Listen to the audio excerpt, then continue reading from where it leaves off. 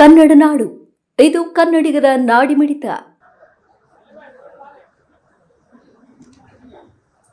ಮಿತ್ರರಿಗೆಲ್ಲರಿಗೂ ನಮಸ್ಕಾರಗಳು. ಈ ಒಂದು ಸಭೆ ಸಾಕಷ್ಟು ಭಾರತೀಯ ಜನತಾ ಪಕ್ಷದ ಕಾರ್ಯಕರ್ತರು, ಶ್ರೀಯುತ ಜನಾರ್ದನ್ ರೆಡ್ಡಿ ಅವರ ಅಭಿಮಾನಿಗಳು ಎಲ್ಲರೂ ಈ ಒಂದು ಸಭೆಗೆ ಹಾಜರಾಗಿದ್ದಾರೆ. ಅವರ ಒಂದು ನೈತಿಕ ಬೆಂಬಲವನ್ನು ನಮ್ಮ ಕುಟುಂಬಕ್ಕೆ ನೀಡಿದ್ದಾರೆ. ಅವರೆಲ್ಲರಿಗೂ ಮೊಟ್ಟ ಮೊದಲು ನಾನು ತುಂಬು ಹೃದಯದ ಅಭಿನಂದನೆಗಳನ್ನು ಸಲ್ಲಿಸಿದ್ದೇನೆ.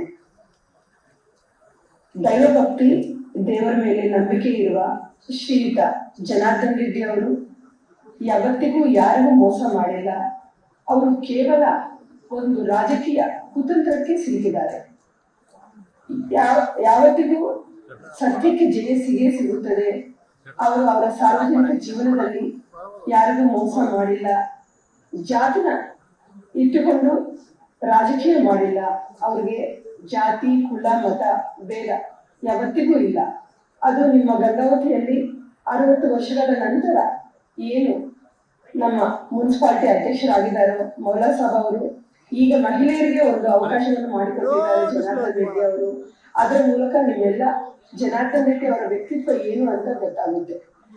ಇನ್ನೊಂದು, ನಾವೆಲ್ಲರನ್ನು ನಮಗೆ ಕೆಳಗಡೆ ಕೋರ್ಟಿನಲ್ಲಿ ಏನಾಗಿದೆ ಅಂತ ನಾನು ಮಾತನಾಡಕ್ಕೆ ಹೋಗಲ್ಲ. ನಮಗೆ ನ್ಯಾಯಾಲಯಗಳ ಮೇಲೆ, ನ್ಯಾಯ ದೇವತೆ ಮೇಲೆ ನಂಬಿಕೆ ಇದೆ. ನಾವು ಕೋರ್ಟಲ್ಲಿ ಹೋರಾಟ ಮಾಡಿದ್ದೇವೆ. ಸತ್ಯಕ್ಕೆ ಜಯ ಸಿಗುತ್ತದೆ ಅಂತ ನಾನಿವತ್ತು ನಮ್ಮ ಕಾರ್ಯಕರ್ತರೆಲ್ಲರಿಗೂ, ಅಭಿಮಾನಿಗಳೆಲ್ಲರಿಗೂ ಧೈರ್ಯ ತುಂಬಿದ್ದೀನಿ. ನಮಸ್ಕಾರ. ಬಿಜೆಪಿ ಪಕ್ಷದಲ್ಲಿ, ಉಳಿದ ಪಕ್ಷದಲ್ಲಿ ಕಾರ್ಯಕರ್ತರಲ್ಲಿ ಒಂದು ರೀತಿ ಗೊಂದಲ ಸೃಷ್ಟಿಯಾಗಿದೆ. ಇದ್ರ ಬಗ್ಗೆ ಏನ್ ಹೇಳ್ತೀರಿ ಮೇಡಮ್? ನಾನು ಕಾರ್ಯಕರ್ತರಲ್ಲಿ ಎಲ್ಲ ಮಾತನಾಡಿದ್ದೀನಿ. ಶಾಸಕತ್ವ ಸ್ಥಾನ ಯಾವತ್ತಿಗೂ ಶಿಕ್ಷೆ ಪ್ರಕಟಣೆ ಆದ ನಂತರ ಶಾಸಕತ್ವ ಸ್ಥಾನ ರದ್ದು ಆಗುತ್ತೆ. ನಾನು ಎಲ್ಲ ಎಕ್ಸಾಂಪಲ್ಗಳನ್ನ, ತಮಿಳುನಾಡಿನಲ್ಲಿ ಏನು ಒಂದು ಪೊನ್ನುಮಡಿ MLA ಅವರು 2023 ಡಿಸೆಂಬರ್ 19 ಶಿಕ್ಷೆ ಆಗಿದೆ. ಅವರಿಗೆ ಶಾಸಕ ಸ್ಥಾನ ರದ್ದಾಗಿದೆ.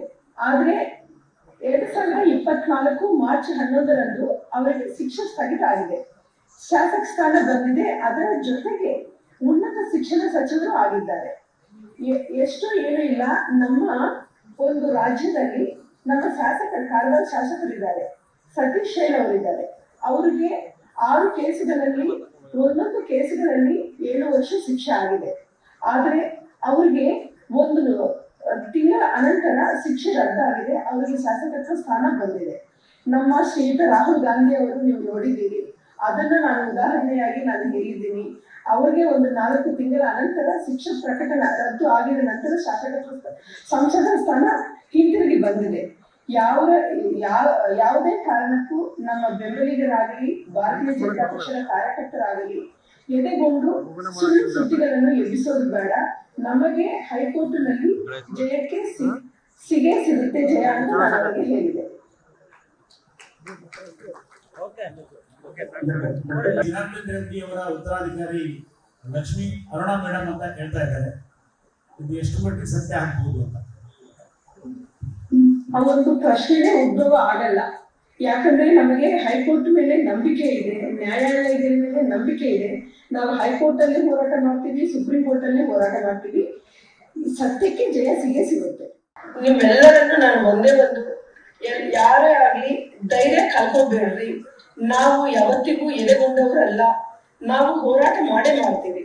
ಅದು ಹೈಕೋರ್ಟ್ ಇಂದ ಸುಪ್ರೀಂ ಕೋರ್ಟ್ ತನಕ ನಮಗೆ ನ್ಯಾಯ ಸಿಗೋವರೆಗೂ ನಾವು ಹೋರಾಟ ಮಾಡುತ್ತೇವೆ. ಇನ್ನೊಂದು, ಯಾರ್ಯಾರು ಸುಳ್ಳು ಸುದ್ದಿಗಳನ್ನ ಎಬ್ಬಿಸ್ತಾ ಇದ್ದಾರೆ ಅವೆಲ್ಲವನ್ನು ನೀವು ನಂಬಕ್ಕೆ ಹೋಗ್ಬೇಡ್ರಿ. ನಿಮಗೆ ಕೆಲವೊಂದು ಉದಾಹರಣೆಗಳನ್ನು ನಾನು ಹೇಳ್ತೀನಿ ಬಂಧುಗಳೇ. ನಮ್ಮ ರಾಜ್ಯದಲ್ಲಿ ಕಾರವಾರ ಶಾಸಕರು ಸತೀಶ್ ಶೈಲ್ ಅವರು 2024 ಅಕ್ಟೋಬರ್ 24 CBI ಕೋರ್ಟ್ ಸುಮಾರು 6 ಕೇಸುಗಳಲ್ಲಿ ಒಂದೊಂದು ಕೇಸ್ಗೆ 7 ವರ್ಷ ಶಿಕ್ಷೆ ಹಾಕಿದ್ದಾರೆ. ಆದರೆ ಅವರು ತಕ್ಷಣದಿಂದಲೇ ಶಾಸಕತ್ವದಿಂದ ಅನರ್ಹರಾಗಿದ್ದಾರೆ. ನವೆಂಬರ್ 7ನೇ ತಾರೀಕು ಅವರು ಹೈಕೋರ್ಟ್ಗೆ ಮೊರೆ ಹೋಗಿದ್ದಾರೆ. ನವೆಂಬರ್ 24 ಹೈಕೋರ್ಟ್ನಿಂದ ಶಿಕ್ಷೆಗೆ ತಡೆ ಬಂದಿದೆ. ಶಾಸಕತ್ವ ಸ್ಥಾನ ಮತ್ತೆ ವಾಪಸ್ ಬಂದಿದೆ. ನೀವೆಲ್ಲ ನಿಮಗೆ ಇದು ತಿಳಿಬೇಕು, ಗೊತ್ತಾಗ್ಬೇಕು. ಯಾಕಂದ್ರೆ ಶತ್ರುಗಳು ಏನೇನೋ ಸುಳ್ಳು ಸುದ್ದಿಗಳನ್ನ ಎಬ್ಬಿಸ್ತಾ ಇದ್ದಾರೆ. ನಾವು ಹೋರಾಟ ಮಾಡೇ ಮಾಡ್ತೀವಿ. ಯಾವತ್ತಕ್ಕೂ ನಾನಾಗ್ಲಿ ನನ್ನ ಮಕ್ಕಳಾಗ್ಲಿ ಎದೆಗೊಂಡವರಲ್ಲ ಅಂತ ತಮ್ಮೆಲ್ಲರಿಗೂ ನಾನು ವಿನಂತಿ ಮಾಡುತ್ತೇನೆ ಬಂಧುಗಳೇ. ಎರಡನೇದು, ರಾಹುಲ್ ಗಾಂಧಿ ಅವರು ಶ್ರೀ ರಾಹುಲ್ ಗಾಂಧಿ ಅವರಿಗೆ ವಯನಾಡು ಸಂಸದರು ಆಗಿದ್ದಾಗ 2023 ಮಾರ್ಚ್ 23ರಂದು ಸೂರತ್ನ ಒಂದು ಕೋರ್ಟ್ನಿಂದ ಅವರಿಗೆ ಶಿಕ್ಷೆ ಪ್ರಕಟಣ ಆಗುತ್ತೆ. ತಕ್ಷಣವೇ ಲೋಕಸಭಾ ಸದಸ್ಯತ್ವದಿಂದ ಅನರ್ಹರಾಗಿದ್ದಾರೆ. ಆದರೆ 2023 ಆಗಸ್ಟ್ 4ರಂದು ಸುಪ್ರೀಂ ಕೋರ್ಟ್ನಿಂದ ಅವರಿಗೆ ತಡೆ ಬರುತ್ತೆ. ಅವರಿಗೆ ಬಂದಿದೆ. ಅದು ಅಲ್ಲದೆ ಅವರು ಇವಾಗ ಉನ್ನತ ಶಿಕ್ಷಣ ಸಚಿವರು ಆಗಿದ್ದಾರೆ.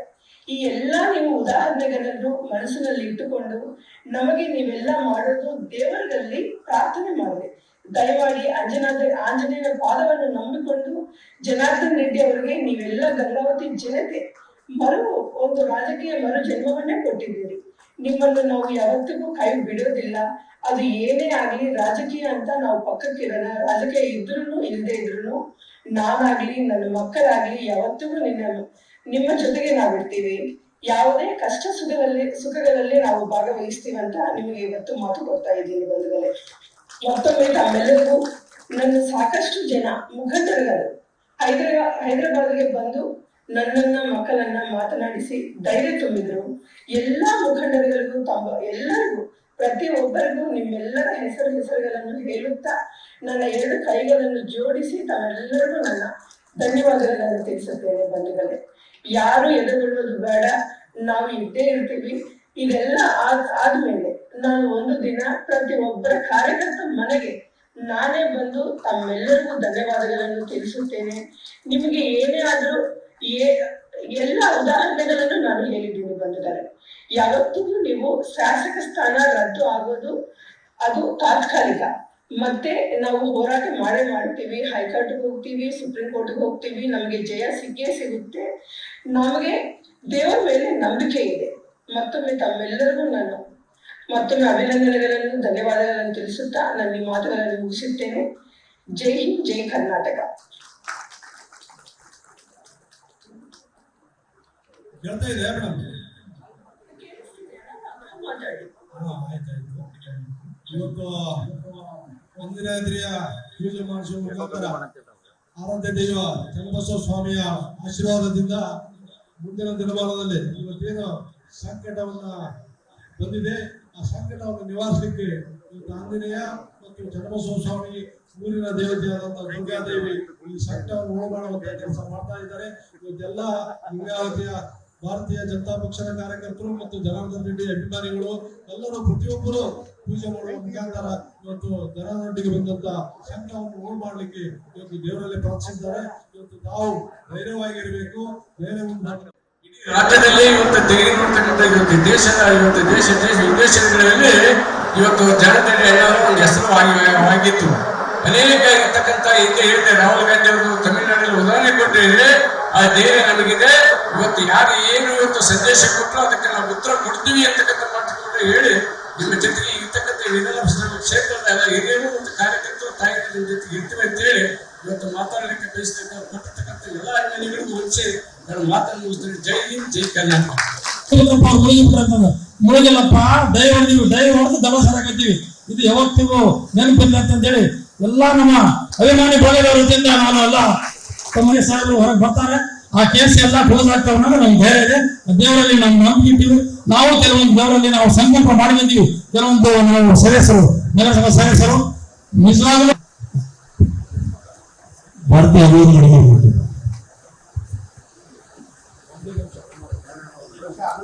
ಸುಖದಲ್ಲೆಲ್ಲ ಕಷ್ಟದಲ್ಲಿ ನಾವು ಜೊತೆಗೆ ಇದ್ದೇ ಇದ್ದೀವಿ. ಗಂಗಾವತಿ ಜನತೆ ಮಾತ್ರ ಯಾವಾಗಲೂ ನಿಮ್ ಜೊತೆಯಲ್ಲಿದ್ದೀವಿ. ಧೈರ್ಯ ಗೆಡಬೇಡ್ರಿ. ನೀವು ಬಂದು ಮಾತನಾಡಿದ್ಮೇಲೆ ನಮ್ಮ ಕಾರ್ಯಕರ್ತರಿಗೆ ಒಂದು ಧೈರ್ಯ ಬಂದಿದೆ. ಏನೋ ಊಹಾಪೋಹಗಳು ಮಾತುಗಳು ಬರ್ತಾ ಇದ್ವು, ಆದ್ರೂ ಕೂಡ ನ್ಯಾಯಕ್ಕೆ ಜಯ ಇದೆ. ಕಾನೂನು ಮೇಲೆ ನಮಗೆ ನಂಬಿಕೆ ಇದೆ. ಅಣ್ಣರ ನ್ಯಾಯ ಸಿಕ್ಕೇ ಸಿಗುತ್ತೆ. ನಾವು ಕೂಡ ಧೈರ್ಯವಾಗಿದ್ದೀವಿ. ನಿಮ್ಮ ಕುಟುಂಬದಲ್ಲಿ ನಾವೊಬ್ಬ ಸದಸ್ಯರು, ನಮ್ಮ ಗಂಗಾವತಿ ಜನತೆ ನಿಮ್ಮ ಬೆಂಬಲವಾಗಿ ನಿಂತಿದೆ ಅಮ್ಮ. ಯಾವತ್ತೂ ನಾವು ಕೈ ಬಿಡಲ್ಲ. ಚನ್ನಬಸಪ್ಪನ ಕೈ ಬಿಡಲ್ಲ. ಅಮ್ಮನವರು ಕೈ ಬಿಡಲ್ಲ. ದರ್ಗಾದಲ್ಲಿ ಕೂಡ ಬೇಡಿಕೆಗಳನ್ನ ಸಲ್ಲಿಸಿದ್ದಾರೆ. ಸರ್ವಧರ್ಮ ಸಮಾಜಕ್ಕೆ ಅಣ್ಣರು ಕೂಡ ಪ್ರಾರ್ಥನೆಯನ್ನ ನಮ್ಮ ಎಲ್ಲ ಸಲ್ಲಿಕೆ ಇದೆ. ನ್ಯಾಯ ಸಿಕ್ಕೇ ಸಿಗುತ್ತೆ ಅಮ್ಮ, ನಿಮ್ ಜೊತೆ ನಾವಿದ್ದೇ ಇರ್ತೀವಿ. ನಮಸ್ಕಾರ ಅಮ್ಮ. ಮಾಡಿದ್ದಾರೆ, ಯಾವತ್ತೂ ಯಾರಿಗೂ ಹಲ್ಲೆ ಮಾಡಿಲ್ಲ ಅಂತ ಇಡೀ ಕರ್ನಾಟಕ ಜನತೆಗೆ ಗೊತ್ತು. ಅದೇ ರೀತಿಯಾಗಿ ಎಲ್ಲ ದೇವತೆಗಳು ನಿಮ್ಮ ಕುಟುಂಬದ ಮೇಲೆ ಸರ್ ಮೇಲೆ ಅನುಗ್ರಹ ಇದೆ. ಯಾವುದೇ ಕಾರಣಕ್ಕೂ ತಾವು ನಮ್ಗೆ ಧೈರ್ಯ ಕೊಟ್ಟಿದ್ರಿ. ನಾವು ಇದೇ ತರನ ನಮ್ಮ ಗಂಗಾವತಿ ಜನತೆ, ಎಲ್ಲ ಕಾರ್ಯಕರ್ತರು, ಅಭಿಮಾನಿಗಳು, ತಾಲೂಕು ಜನತೆ ನಿಮ್ಮ ಜೊತೆಗೆ ಸದಾಕಾಲ ಇರ್ತೀವಿ. ನಿಮ್ಮ ಕುಟುಂಬದ ಜೊತೆ, ಸರ್ ಜೊತೆ ಏನೇ ಬಂದರೂ ನಾವು ಫೇಸ್ ಮಾಡಿ ನ್ಯಾಯ ಗೆಲ್ತೀವಿ ಅನ್ನೋ ಭರವಸೆ ಐತಮ್ಮ. ನೀವು ಧೈರ್ಯದಿಂದಿರಿ, ನಮಗೂ ಧೈರ್ಯ ಕೊಟ್ರಿ. ಸರ್ ತುಂಬಾ ಚೆನ್ನಾಗಿ ಬೇಗ ಬರ್ತಾರನ್ನ ಒಂದು ಆಶೆಯಿಂದ ನಾವು ಕಾಯ್ತಾ ಇದ್ದೀವಿ. ಧನ್ಯವಾದಗಳು. ಜನರಲ್ಲಿರ್ತಕ್ಕಂಥ ಎಲ್ಲ ಊಹಾಪೋಹಗಳು ಇಂದಿಗೆ ಕೊನೆಗೊಳ್ಳುತ್ತೆ ಅಂತ ಹೇಳಿ ನಾನು ಸಹ ಭಾವಿಸ್ತಾ ಇದ್ದೀನಿ. ಕಾರಣ ಏನಂದ್ರೆ ಅಂಜನಾದ್ರಿ ಆಂಜನೇಯ ಸ್ವಾಮಿಯ ಆಶೀರ್ವಾದ ನಮ್ಮ ಸಾರ್ ಮೇಲೆ ತುಂಬಾ ಗಟ್ಟಿಯಾಗಿದೆ. ಆ ನಂಬಿಕೆ ಸಹ ನಮಗಿದೆ. ಹಾಗೆ ಇಲ್ಲಿ ಜನರು ಸಹ ಸಾರ್ನ ಯಾವತ್ತೂ ಯಾವುದನ್ನು ಸರ್ ಇಲ್ಲ ಅಂದಿಲ್ಲ. ಇಲ್ಲಿ ಪ್ರತಿಯೊಬ್ಬರು ನೀವು ಹೇಳಿದಾಗೆ ಯಾವುದೇ ರೀತಿಯ ಹೃದಯದಲ್ಲಿ ಸಾರ್ನ ಆರಾಧನೆ ಮಾಡ್ತಾ ಇದ್ದಾರೆ. ಅವರ ಆರಾಧನೆ ಅವರಿಗೆ ಆಶೀರ್ವಾದವಾಗಿ ಈ ಕೇಸಿಂದ ಹೊರ ಬರ್ತಾರೆ ಅನ್ನೋ ನಂಬಿಕೆ ಸಹ ಸಂಪೂರ್ಣವಾಗಿದೆ. ಯಾಕೆಂದ್ರೆ ಈ ಕೇಸು ಸುಪ್ರೀಂ ಕೋರ್ಟ್ಗೆ ಹೋದಾಗ ಕ್ಯಾಶ್ ಮಾಡ್ಕೊಂಡು ಬರ್ತಕ್ಕಂಥ ಸಹ ಅವಕಾಶಗಳಿದ್ದಾವೆ. ಕೇಸ್ಗಳು ನೀವು ಸಹ ಉದಾಹರಣೆಗಳನ್ನ ಕೊಟ್ರಿ. ಆಡಳಿತ ಹೇಗೆ ಅಂತಂದ ಅಂದ್ರೆ ನೀವು ಹೇಳಿದಾಗ ರಾಜಕಾರಣ ತುಂಬಾ ನಡೀತಿದೆ. ಯಾವಾಗ ತುಳಿಬೇಕು ಅನ್ನೋ ಒಂದು ಭಾವನೆ ಇದೆ. ಅವ್ರೆಷ್ಟು ತುಳಿಯಕ್ ನೋಡ್ತಾರೆ ನಮ್ ಸರ್ ಅದ್ರ 10 ಪಟ್ಟು ಮೇಲೆ ಕುಡಿತಾರೆ ಅಂತ ಹೇಳಿ ಹೇಳೋದಕ್ಕೆ ಬಯಸ್ತಾ ಇದ್ದೀನಿ. ಸಾರ್ಗೆ ಗೆಲುವು ಖಚಿತ, ನಿಶ್ಚಿತ ಅಂತ ಹೇಳೋದಕ್ಕೆ. ನಮಸ್ತೆ ಅಮ್ಮ. ನಮ್ಗೆ ಸರ್ ಹೇಳೋದು ಬಹಳ ವಿವರ ಇಲ್ಲ ಅಂತಿಲ್ಲ. ಇದಕ್ಕ ಪ್ರೀತಿಗೆ ಅಭಿಮಾನ ಬಂದಂತ ಕಾರ್ಯಕರ್ತರು ಇವರೇ. ಇವರು ಸ್ವಂತ ಸಹ ಅಭಿಮಾನ ಬಂದಿದ್ದಾರ. ಆದ್ರೆ ಆ ಆದಿಶಕ್ತಿ ದುರ್ಗಾಮಾತೆ ಆಶೀರ್ವಾದದಿಂದ, ಆಂಜನೇಯದ್ರಿ ಅನುಭವ ಆಶೀರ್ವಾದದಿಂದ ನಿಮ್ಮೊಂದಿಗೆ ನಾವು ಅಂತ ಹೇಳಿ ಇಷ್ಟು ಜನ ಕಾರ್ಯಕರ್ತರು ಬೆಳೆದಿದೆ. ದಯವಿಟ್ಟು ಧೈರ್ಯದಿಂದಿರವ. ಆದಷ್ಟು ಬೇಗ ಒಳ್ಳೆಯದಾಗಿದ್ದ ಆ ಭಗವಂತ ಯಾವಾಗ ಆಶೀರ್ವಾದ ನೀಡುತ್ತಾನೆ. ನಗರಸಭೆ ಅಧ್ಯಕ್ಷರಾದ ಏನಪ್ಪ ಹಾಗಾದ್ರೆ ನಮಸ್ಕಾರ. ತಮ್ಮ ಜೊತೆಗೆ ನಾವು ನಮ್ಮ ಈ ಕ್ಷೇತ್ರದ ಎಲ್ಲ ಪ್ರಮುಖರು ಎಲ್ಲರೂ ಇಲ್ಲಿ ಬಂದಂತ ಸಂಖ್ಯೆ ನೋಡಿದ್ರೆ ನಮಗೂ ಬಹಳ ದುಃಖ ಅನಿಸ್ತೈತಿ. ನಮಗೆಲ್ಲ ನಮ್ಮ ಗಿರಿಗವರು, ವಿಪಕ್ಷವರು ಎಲ್ಲರೂ ಅಣ್ಣರು ಪಾಪ ಪ್ರೀತಿಯಿಂದ ಇವತ್ತು ಬಹಳ ಅಂತ ಸಂಖ್ಯೆ ನೋಡಿದ್ರೆ ಪಾಪ ಅವ್ರ ಮೇಲೆ ಇಟ್ಟಂತ ಪ್ರೀತಿ, ಅವ್ರ ಮೇಲೆ ಇಟ್ಟಂತ ವಿಶ್ವಾಸ ಬಹಳ ಹೆಚ್ಚಿನ ರೀತಿಯಲ್ಲಿ ಕಾಣ್ತಿರ್ತಾರೆ. ತಮ್ಮ ಜೊತೆಗೆ ನಾವೆಲ್ಲ ಇಡೀ ವಿಶೇಷವಾಗಿ ಗಂಗಾವತಿ ತಾಲೂಕು, ಇಡೀ ಕೊಪ್ಪಳ ಜಿಲ್ಲೆಗೂ ಎಲ್ಲರೂ ನಾವು ನಾಯಕರು ಬಟ್ಟೆ ಗಂಗಾವತಿ ತಾಲೂಕು ಇಡೀ ಕೊಪ್ಪಳದಲ್ಲಿ ಇರುವಂತ ಪ್ರಮುಖರು, ನಾಯಕರು ಎಲ್ಲ ನಮ್ಮ ಜೊತೆ ಫೋನ್ ಮಾತಾಡಿದ್ರೆ ಬಹಳ ವಿಶೇಷವಾಗಿ ನಾವು ಅವ್ರ ಜೊತೆಗೆ ನೀವು ಅಧ್ಯಕ್ಷರೇ ನಾವು ಕೂಡ ಹೇಳ್ರಿ ಮಾತು ಅಂತ ಬಹಳಷ್ಟು ಹೇಳ್ಯಾರಂದ್ರೆ ತಮ್ಮ ಜೊತೆಗೆ ನಾವೆಲ್ಲರಿದ್ದೀವಿ. ಅವ್ರನ್ನ ಮಾತಾಡ್ಸಿದಾಗ ಹೋಗ್ತೀವಿ. ಅವ್ರು ನಮಗೊಂದು ಹಿರಿಯರು ಮನೆಯಲ್ಲಿ ನಾವು ಪಾಲಿಟಿಕ್ಸ್ಗಿನ ಒಂದು ಕುಟುಂಬದಲ್ಲಿ ಹಿರಿಯರು ಅಣ್ಣರಂತ ಎಲ್ಲರೂ ಭಾವಿಸಿ ಅವ್ರ ಜೊತೆ ನಾವೆಲ್ಲ ಕೆಲಸ ಮಾಡ್ತೇವೆ. ಅರ್ಚಕರನ್ನು ಕರ್ಕೊಂಡು ಪೂಜೆ ಮಾಡಿಸ್ಕೊಂಡು ಆ ಭಾಗದವರೆಲ್ಲ ನಾವು ಪೂಜೆ ಮಾಡಿಸ್ಕೊಂಡು ಬಂದಿದ್ದೀವಿ. ಈ ಕಡೆಲ್ಲ ಕಾರ್ಯಕರ್ತರು ಏನು ಇವತ್ತು ಎಲ್ಲರೂ ತಮ್ಮ ತಮ್ಮ ಅಭಿಮಾನದಿಂದಲೇ ಈ ಕಾರ್ಯಕ್ರಮಕ್ಕೆ ಬಂದಂಥವ್ರು. ಯಾರೋ ಅವರಿಗೆ ಬಸ್ ಚಾರ್ಜ್ ಕೊಟ್ಟು ಅಥವಾ ವೆಹಿಕಲ್ ಕೊಟ್ಟು ಬಂದಂಥವ್ರಲ್ಲ. ಆ ಅಭಿಮಾನ ನಿಮ್ಮ ಮುಂದೆ ಕಣ್ಣಿಗೆ ಕಾಣ್ತಾ ಇದೆಯಮ್ಮ. ನಿಮ್ಮ ಜೊತೆಗೆ ನಾವು ಯಾವತ್ತೂ ಇರ್ತೀವಿ. ಎಲ್ಲಾ ಸಮಾಜದವ್ರ ಜೊತೆಗೆ ಸಾಹೇಬ್ ಇರ್ತಾರೆ, ನಾವು ಸಹಿತ ಅವ್ರ ಜೊತೆಗೆ ಇರ್ತೀವಿ. ದೇವರ ಆಶೀರ್ವಾದ, ಕೃಪಾಶೀರ್ವಾದ ಅವ್ರ ಮೇಲಿದೆ. ಯಾಕಂದ್ರೆ ಮನುಷ್ಯನಾದ್ರೂ ಕೇಳು ಮಾಡಬಹುದು, ದೇವರು ಕೇಳು ಮಾಡೋಕೆ ಸಾಧ್ಯತೆನೇ ಇಲ್ಲ. ದೇವರವ್ರ ಜೊತೆಗಿದ್ದಾರೆ. ಅಂಜನಾದ್ರಿಯನ್ನ ಹನುಮಂತನ ಪಾದಕ್ಕೆ ಅವರು ಇದ್ದಾರೆ ಅಂದಮೇಲೆ ಆಂಜನೇಯ ಯಾವತ್ತೂ ಯಾರು ಕೈ ಬಿಟ್ಟಿಲ್ಲ. ಯಾವತ್ತು ಸಂಕೋಲೆಯಿಂದ ಬಿಡಿಸಿಕೊಂಡು ಬಂದಿರುವಂತ ತಾಕತ್ತು ಆಂಜನೇಯರಿಗಿದೆ. ಆಂಜನೇಯರ ಕೃಪಾಶೀರ್ವಾದ ಅವ್ರ ಮೇಲೆ ಇರೋದ್ರಿಂದ ಈ ನಮ್ಮ ಗಂಗಾವತಿ ಕ್ಷೇತ್ರಕ್ಕೆ ಸಹಿತ ಅವ್ರು ಮತ್ತೆ ಬಂದು ಅಭಿವೃದ್ಧಿ ಪಡಿಸ್ತಾರೆ ಅನ್ನೋ ಒಂದು ಅಭಿಮಾನ ನಮಗೂ ಇದೆ. ನೀವು ಧೈರ್ಯವಾಗಿರಮ್ಮ, ನಿಮ್ ಜೊತೆಗೆ ನಾವು ಇರ್ತೀವಿ. ಆಮೇಲೆ ಕಾರ್ಯಕರ್ತರು ಸಹಿತ ಯಾವತ್ತು ನಿಮ್ ಜೊತೆಗೆ ಇರ್ತಾರೆ ಅಂತೇಳಿ ಮಾತಾಡೋಕೆ ಅವಕಾಶ ಕೊಡ್ತೀನಿ. ಧನ್ಯವಾದಗಳು. ನೀವಿನ್ನು ಕನ್ನಡ ನಾಡು ವಾಹಿನಿಯನ್ನು ಸಬ್ಸ್ಕ್ರೈಬ್ ಮಾಡಿಕೊಂಡಿಲ್ವಾ? ಈಗಲೇ ಸಬ್ಸ್ಕ್ರೈಬ್ ಮಾಡಿ ಬೆಲ್ ಐಕಾನ್ ಅನ್ನು ಒತ್ತಿ ನೋಟಿಫಿಕೇಶನ್ಗಳನ್ನು ಪಡೆಯಿರಿ.